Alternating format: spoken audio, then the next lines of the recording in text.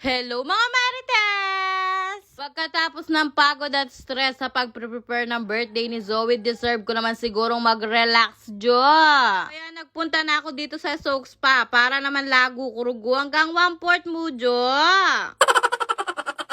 Aba, nadatnan ko rin si Shalala dito, nagre-relax. Nagpapa-warts removal si Bakla, Jo. Gibalan niya yung Bakla, Jo. Nauna ko na nga itong buhok ko dahil no birthday ni Zoe, lagi akong nakapusod. Sobrang stress ko, ang dami ko ng hair fall, nag-dry na rin yung buhok ko, kaya kailangan ko ng ipabotox. Diyos ko, lalong dumami yung hair fall ko sa kakasabunot ng asawa ko. Chares! O yan yung buri yan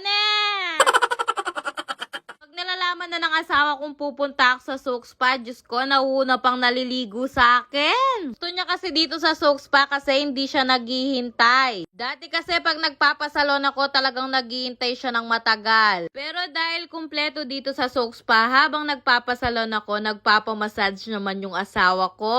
Kaya parehas kaming nare-relax. Kaya gustong gusto naming mag-asawa dito sa Soak Spa. Sinilip ko nga itong si Shalalaro, Diyos ko, napakarami niyang warts. Yes po, meron din silang warts removal dito. Ganda talaga dito sa Soak Spa dahil marami silang services na ino-offer dito. Hey, Jot! Kinyanya-nyero ko shalala kasalese na parugunan din. Hala ko, masaya na si Bakla na wala na yung mga sumpa niya sa leeg. Naalis na yung mga libag ni Shalala. Abangan na dito kami, naisipan namin mag-asawang mag-order ng food. Para sama-sama kaming magmerienda kasama yung mga nagtatrabaho. Pero mukhang mas masaya si Shalala, Jo. So, Diyos ko, nauna pa si Shalala sa mga nagtatrabaho.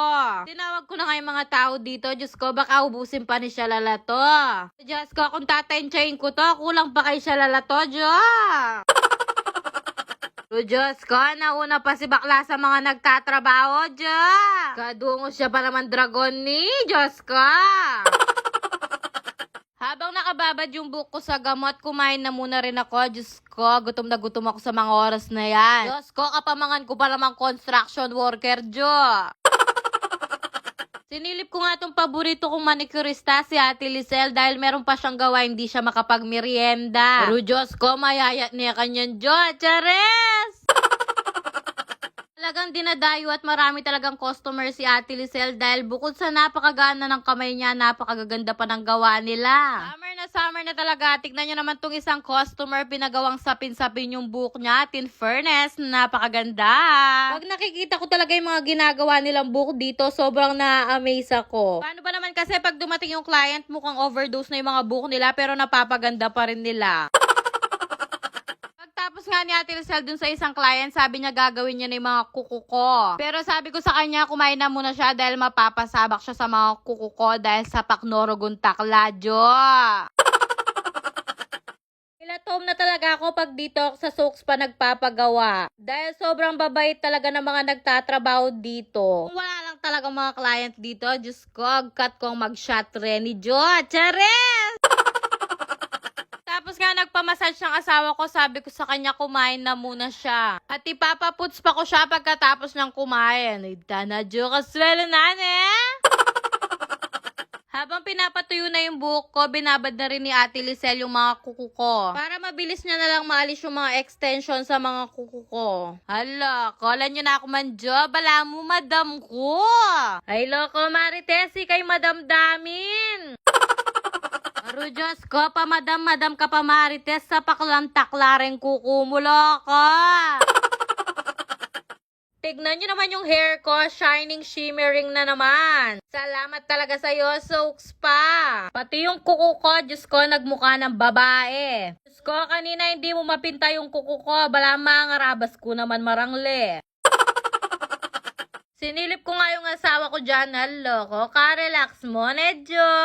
Sana all. Dahil nalaman ng kaibigan ko, nandito kami sa Soak Spa, napasugod siya dito.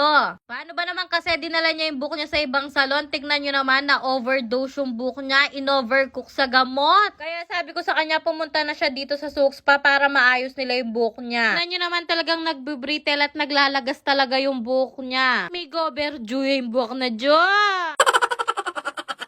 Tak na ido ng Shalala, Jo, ka relax na, pa facial niya po. Kaya gusto namin dito sa Souk Spa dahil lahat ng services na hinahanap namin nandito na. Tignan nyo naman yung kuko ko, Diyos ko, kataklada, Jo. Lilob nga lingasado ang pong kari-karinganda ng Zoe Ken, Jo. Cheres! Kaya nga sabi ko kay Ate Lisel, buhayin mo yung kuko ko.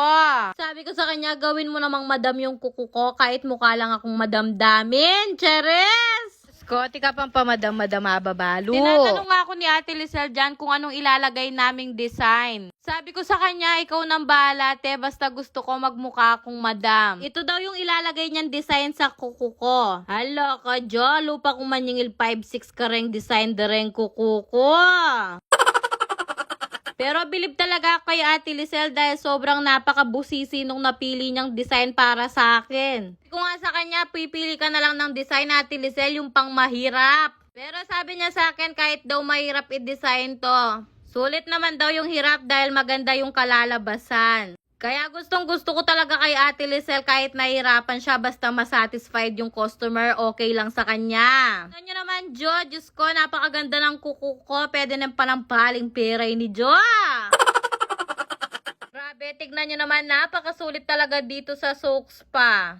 Satisfied ka talaga sa gawa nila at sulit na sulit yung pera. Pero Diyos ko, itong kaibigan ko, ang balak lang niya magpagawa ng buhok, nagpa-facial pa siya. Natatawa nga kami sa kanya, hindi pa man natapos yung mga ginagawa sa kanya. Sinasabi niya na agad, babalik ako dito, babalik ako dito. Hindi ko rin naman siya masisisi dahil nung bago pa lang ako dito, ganyan din yung sinabi ko dahil sobrang masasatisfied ka talaga dito. Tignan nyo naman yung buhok ko.